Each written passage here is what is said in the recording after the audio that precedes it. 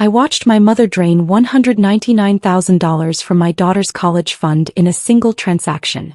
Then she thanked me for paying for a wedding I wasn't even invited to. Let me ask you this. What would you do if the person who raised you became the person who destroyed everything you built for your child? Stick around because this story gets darker than you could ever imagine. Hi, I'm Elena. I'm a single mom, a nurse, and apparently the family ATM nobody asked permission from. If you've ever felt betrayed by someone you trusted, this story is for you. And hey, if you're enjoying this, please hit that like button, subscribe to the channel, and drop a comment below telling me what you would have done in my situation. Your support means everything. For 18 years, every extra shift, every canceled vacation, every worn-out pair of sneakers went into one place. The college fund for my daughter, Sophie. $199,000. That number was my private trophy, the proof that I had beaten the odds as a single mom. Then one morning I opened my banking app and felt the floor vanish beneath me. My joint savings account, the one I'd naively kept with my mother for security ever since I was 19, showed a balance of exactly zero. One single transaction, $199,000 withdrawn under authorized user. The name was hers. My mom, Patricia. I drove to her house with my hands shaking on the steering wheel, replaying every sacrifice I'd made for that money. When I confronted her, my voice was low and deadly calm. Where is Sophie's college fund? She didn't flinch.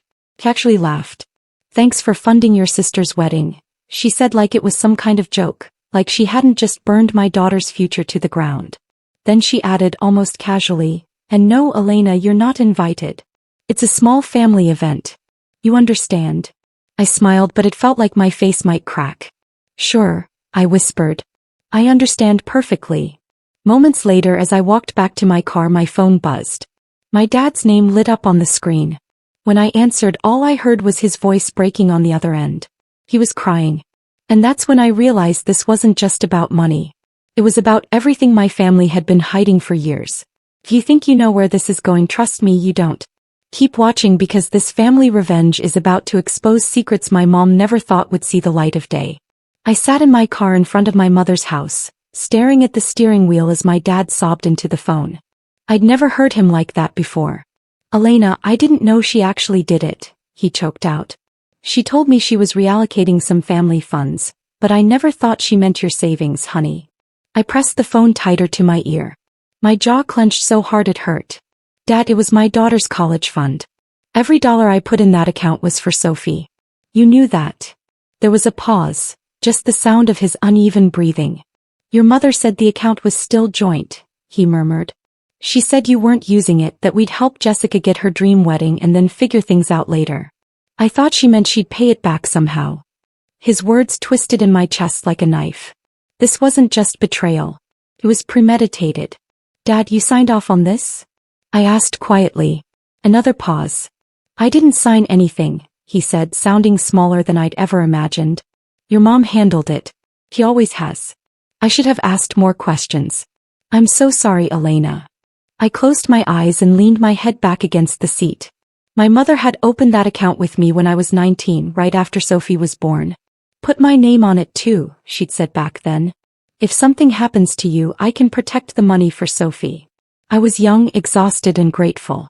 I never thought the person I trusted to protect the money would be the one to steal it. Growing up, money was my mother's religion. She'd grown up poor, always reminding us how she'd had to fight for every dollar. But somewhere along the way, her fear of poverty warped into an obsession with control. Money wasn't security to her. It was power. She decided who got help and who stayed desperate. I'd watched her bail out my younger sister Jessica more times than I could count. Paying off credit cards, helping with rent, always with the same excuse. Jessica just needs a little boost. She's the baby. Me. I got lectures about standing on my own 2 feet. And I did. I worked nights at the hospital, mornings at a tiny cafe when Sophie was small. While my mother was buying designer bags on sale, I was calculating how many textbooks I could afford this month. So when I realized she'd used the joint account loophole to strip nearly $200,000 from my daughter's future and funnel it into a wedding I wasn't even invited to, something inside me snapped. Dad, I said slowly, did you know she never planned to invite me or Sophie? His silence answered that question better than words.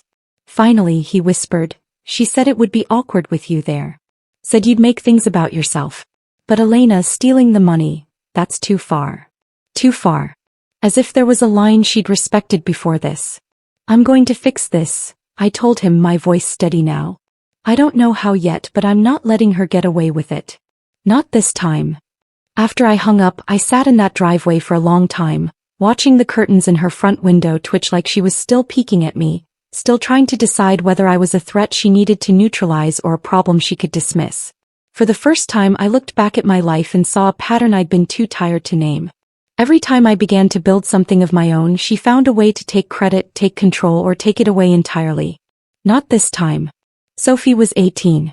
She'd cried with joy when she saw her projected college costs and realized we could actually afford it. How was I supposed to look her in the eye and tell her that her grandmother had gambled her future away on flowers, catering, and a white dress? That night I didn't sleep.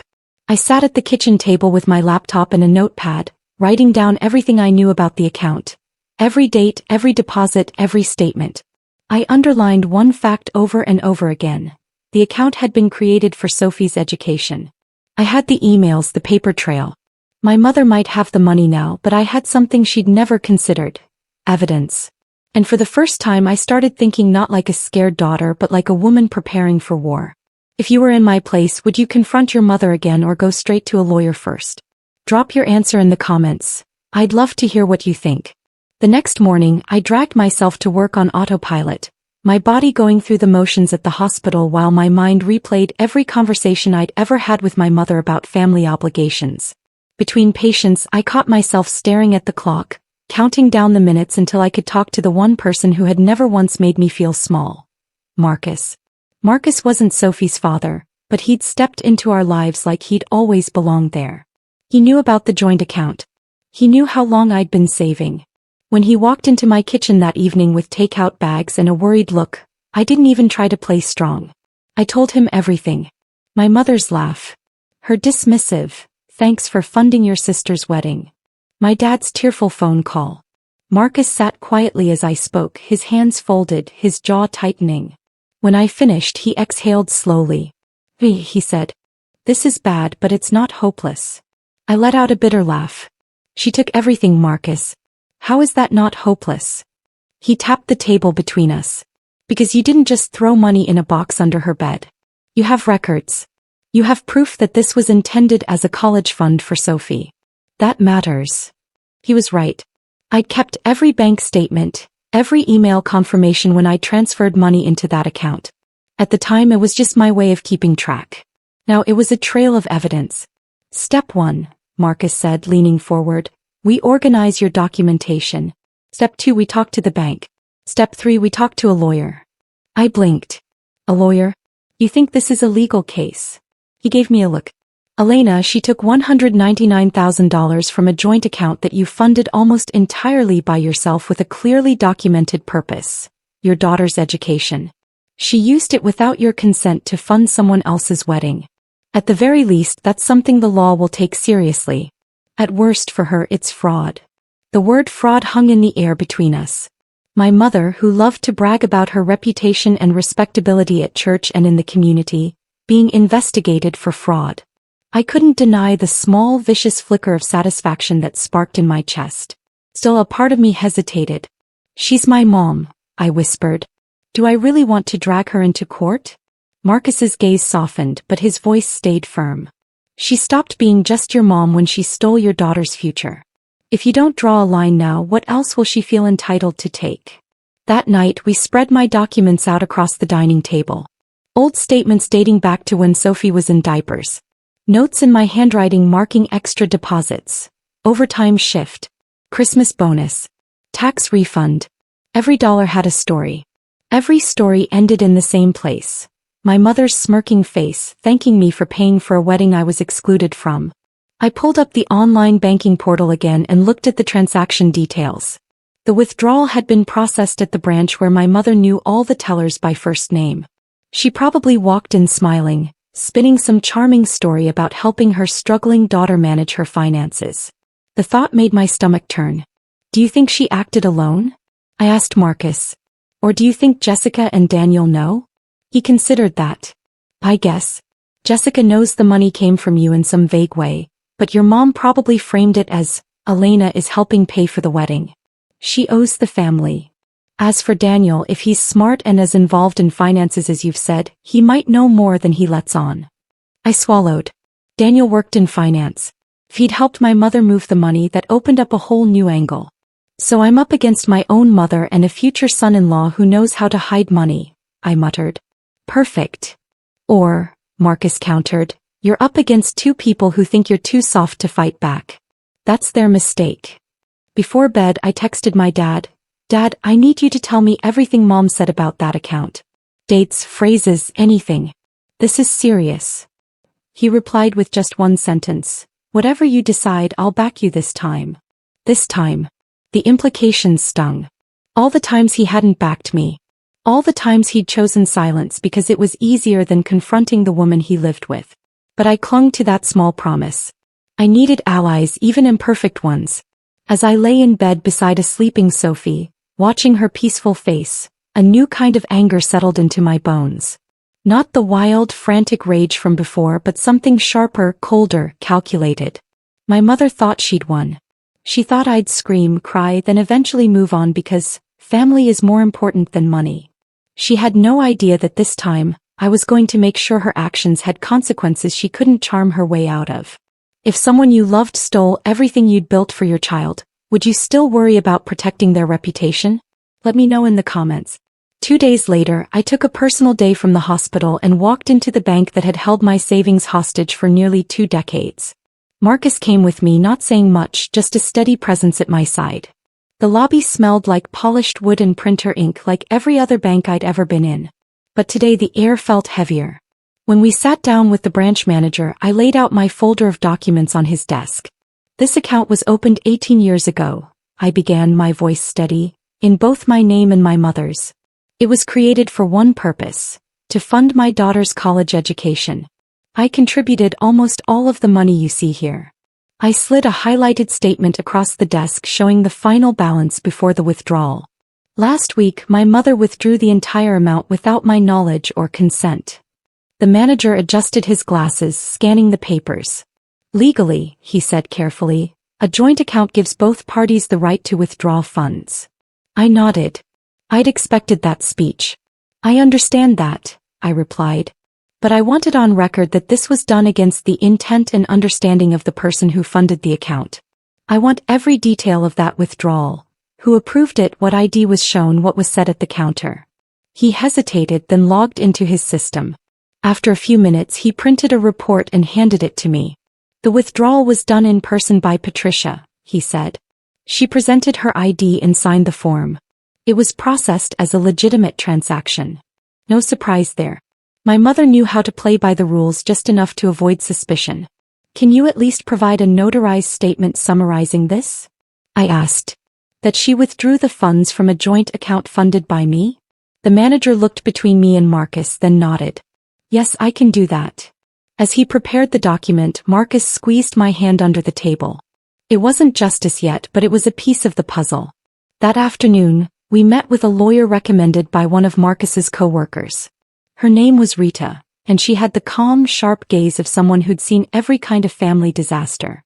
After listening to my story and flipping through my evidence, she leaned back in her chair. Legally, your mother had the right to access the funds, she said. My heart sank. Then she continued. But that doesn't mean she's safe from consequences. The key here is intent and documentation. You have emails where you explicitly refer to this account as your daughter's college fund. You have proof you are the primary contributor. If we can show that your mother misrepresented her reason for accessing the funds or used them in a way that constitutes unjust enrichment, you may have a strong civil case. Civil, not criminal? I asked. She tapped her pen thoughtfully. At this stage it looks more civil, seeking restitution, potentially damages.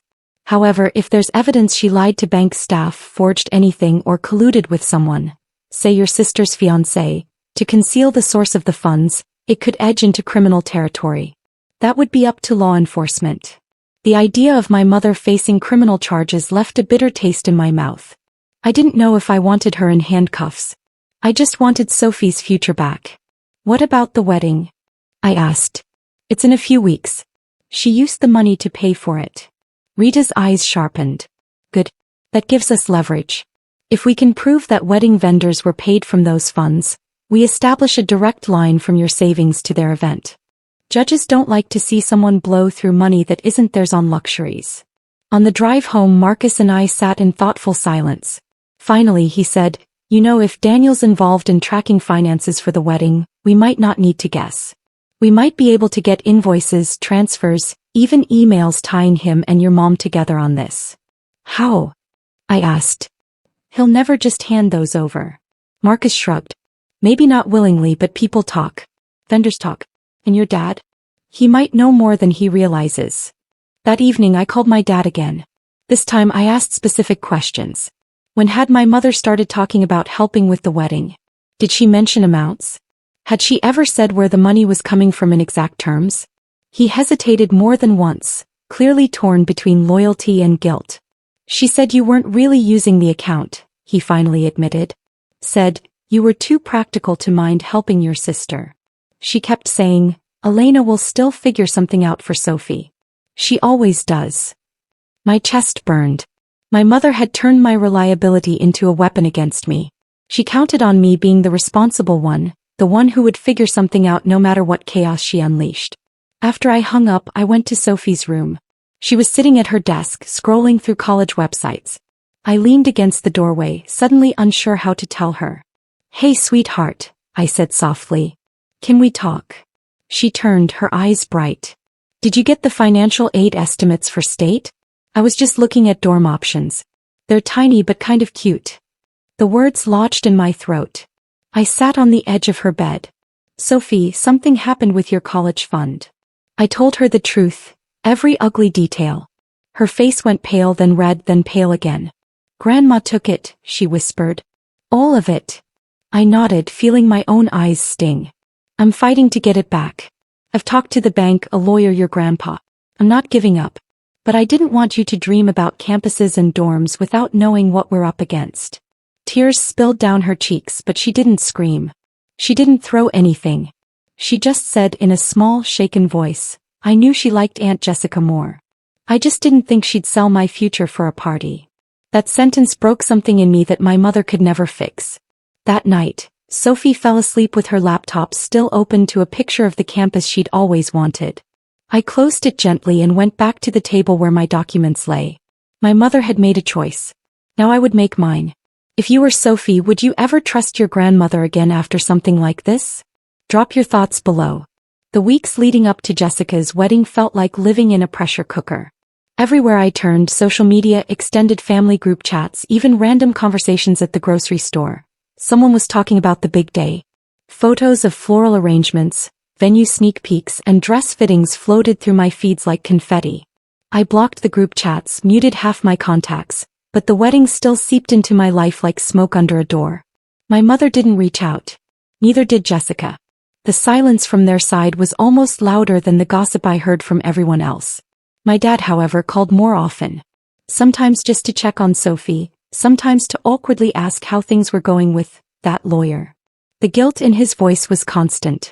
One evening he let something slip that made my heart stop. "Your mom was bragging to one of the relatives," he said quietly. "She said something like, 'At least the wedding is fully covered. My girls might not always be grateful, but they'll thank me one day.'" I gripped the phone tighter. "Did she say how it was covered?" He sighed. "She said, Elena's savings were just sitting there. Better to use them for something beautiful than let them gather dust. She said it like she was doing you a favor." Something beautiful. My daughter's education reduced to centerpieces and a DJ. My teeth ground together. With Rita's guidance, we focused on building a clear chain between the stolen money and the wedding. Marcus helped me compile a spreadsheet tracking every large payment my mother had made in the months leading up to the withdrawal. The pattern was obvious. Big transfers to vendors, often just days after deposits from my paychecks. When Rita saw the spreadsheet, her eyebrows rose. "Judges love patterns," she said. "And they really love clear timelines. This is good." We also started quietly reaching out to vendors. I posed as a family member helping coordinate finances and asked for duplicate invoices for my records. You'd be amazed how quickly people will email you sensitive information if you sound just stressed and polite enough.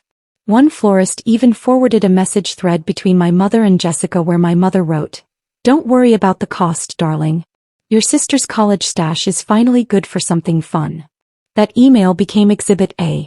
Meanwhile, Sophie grew quieter. She kept her grades up, still went to school, still worked her part-time job, but she avoided any conversation that involved the future. One night, I found her deleting college newsletters from her inbox unread. "Hey," I said softly. "Why are you doing that?" She shrugged, not meeting my eyes. "What's the point, Mom? We can't afford it. I'll just go to community college and figure it out later." My heart twisted. "Sophie, we're fighting this. And even if the worst happens and we don't get every dollar back, you are not giving up on your dreams because your grandmother made a selfish choice." She looked up at me, eyes red.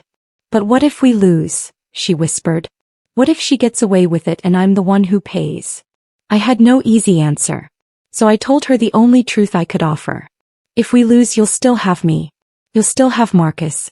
You'll still have your own strength. We'll find another way.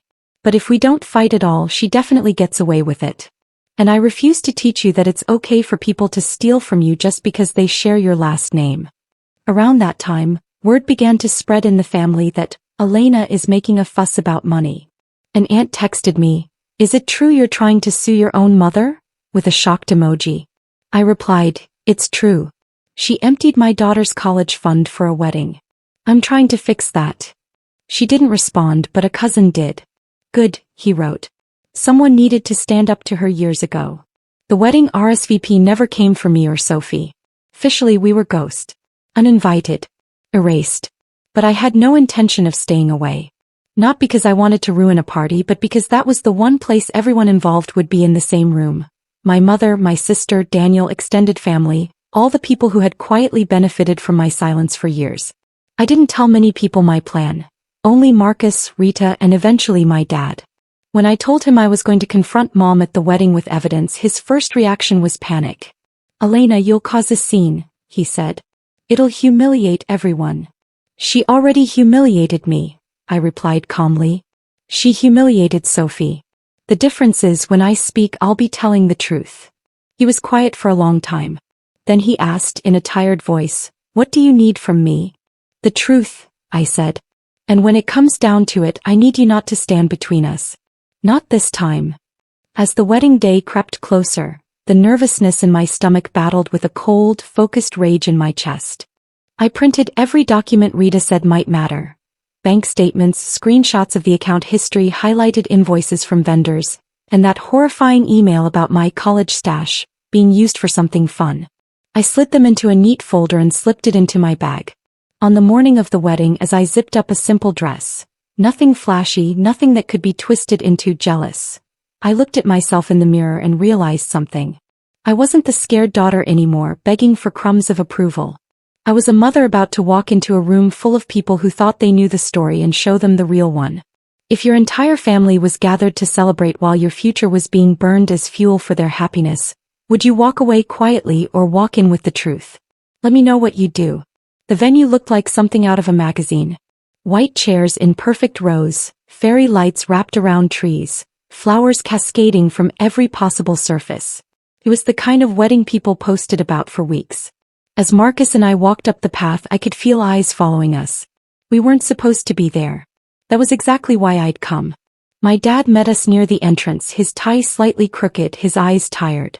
"You look beautiful," he said, voice rough. "Thank you for coming." "You might not be saying that later," I replied, managing a small, humorless smile. He swallowed hard. "I'll tell the truth if anyone asks me direct questions," he promised. "I owe you that much." The ceremony itself was a blur. I watched from the back as Jessica walked down the aisle in a dress that probably cost more than my car, her face glowing as if the world had never handed her a consequence. My mother sat in the front row, chin lifted, radiating satisfaction. I stared at the back of her head, thinking of the email where she joked about my savings. My fingers tightened around the folder in my lap. When the officiant pronounced them husband and wife, the crowd erupted in applause. I clapped too, but not for the same reasons. I wasn't celebrating their union. I was acknowledging the moment before everything changed. At the reception, the music was loud, the food was lavish, and the bar was open. People laughed, danced, made toasts. My mother moved around the room like a queen at court, accepting compliments on how spectacular everything was. She didn't notice me at first, tucked near the edge of the room with Marcus and my dad. "You don't have to do this," Marcus murmured beside me. "Yes," I said quietly. "I do." The DJ invited everyone to quiet down for speeches. Jessica and Daniel took their seats at the front table, flanked by my mother and a few close friends. The best man spoke. Then the maid of honor. Laughter, clinking glasses, tears. Then the DJ said, "If anyone else would like to share a few words, now's the time." I stood up. The room shifted. Conversations paused. A few whispers rippled through the crowd. I walked toward the center with my heart pounding in my ears, but my steps never faltered. "I'd like to say something," I said, taking the microphone. The DJ, sensing drama, handed it over with a grin. My mother's smile froze on her face when she saw me. "Elena," she said through her teeth. "This isn't the time." "Actually," I replied calmly, "it's the perfect time.